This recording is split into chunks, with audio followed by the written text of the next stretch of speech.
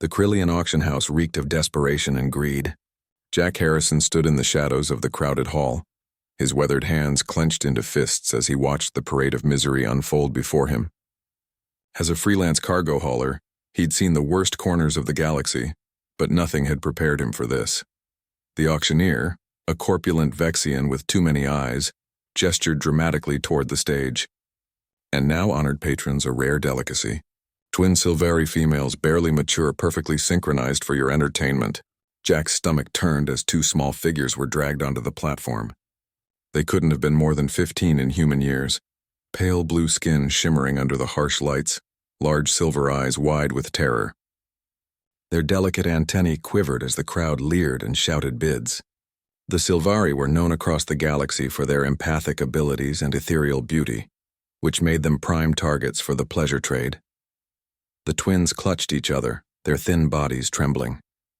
One of them, the slightly taller of the two, positioned herself protectively in front of her sister despite the energy restraints binding their wrists.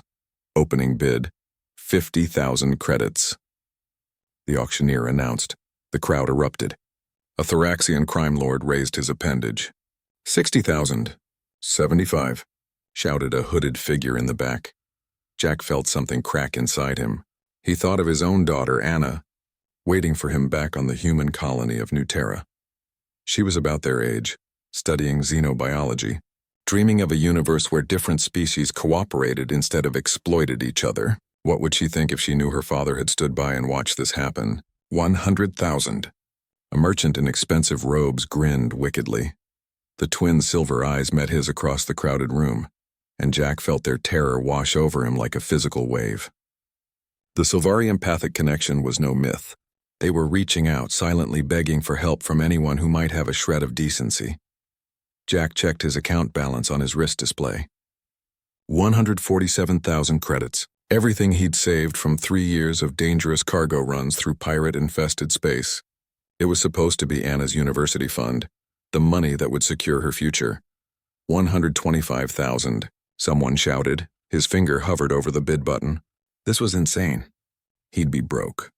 Anna's education would be delayed. But those girls? Those terrified children? 150,000 credits. Jack's voice cut through the auction house loud and clear. The room fell silent. Every eye turned toward the human standing in the shadows. The auctioneer's multiple eyes blinked in surprise. 150,000 from the human. Any advance on 150? The Thoraxian crime lord growled and stood, his massive form intimidating. He locked eyes with Jack, evaluating, calculating. After a long moment, he sat down with a dismissive wave. Too rich for his entertainment budget. Going once, going twice. Sold to the human. Jack's hands shook as he processed the transaction. His life savings gone in an instant, but when he looked up at the stage and saw the confused hope dawning in those silver eyes, he knew he couldn't have made any other choice. This was what separated humans from the monsters. The ability to sacrifice for strangers, to choose compassion over pragmatism. The transfer room was cold and sterile. Jack waited as the twins were brought in, still restrained, still terrified. They'd been cleaned up but not given proper clothing, just thin fabric wraps that barely preserved their modesty. Your merchandise, the handler said with a smirk, shoving them forward. The restraints will deactivate once you leave the facility. Enjoy your purchase. Jack waited until they were alone. Then he slowly reached for the restraints, making sure his movements were calm and non-threatening. I'm not going to hurt you, he said softly. I promise. The taller twin pulled her sister back, suspicion and fear warring in her expression. She spoke in halting common tongue, the universal trade language. Why? Buy us what? You want? Nothing, Jack said, finally disabling the restraints. They fell away with a click. You're free. I'm taking you somewhere safe. The twin stared at him as if he'd grown a second head. The shorter one spoke for the first time, her voice barely a whisper. Free? No, understand. You own now. Jack felt his heart break a little more. No, I don't own you. I don't own anyone. I'm going to take you to the Silvari embassy on Centauri Prime. They'll help you get home. Home.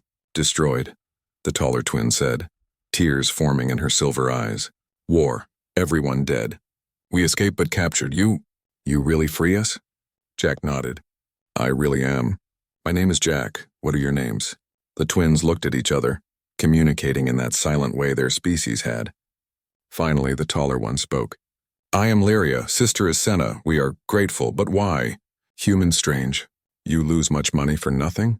Not for nothing, Jack said, pulling out his jacket and wrapping it around Senna's shoulders before giving his vest to Lyria. Where I come from, we have a saying. What profit a man if he gains the whole world but loses his soul? Or I couldn't stand by and watch. I have a daughter your age. Her name is Anna. She would have done the same thing. 2 weeks later, Jack's ship approached Centauri Prime. Lyria and Senna had slowly come out of their shells during the journey. They'd learned to smile again, to laugh. Jack had taught them to play cards, and they'd shared stories of their lost world. The empathic bond they'd formed with him was powerful.